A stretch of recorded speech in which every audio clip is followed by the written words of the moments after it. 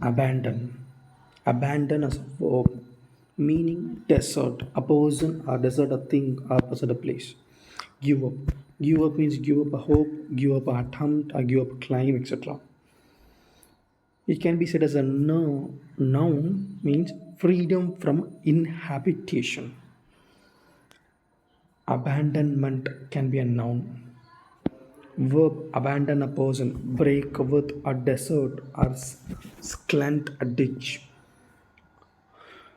Colloquial dump or a forsake or gift or leave behind or leave in the look or a moron or a nouns thrown away. Abandon a place, evacuate, leave, quit, vacate, withdraw from, abdicate or cancel a formal C, colloquial chunk or a in or a discontinue, disown, slang, ditch, true, forfeit, forge, give up, relinquish, resign, surrender, waive, and yield.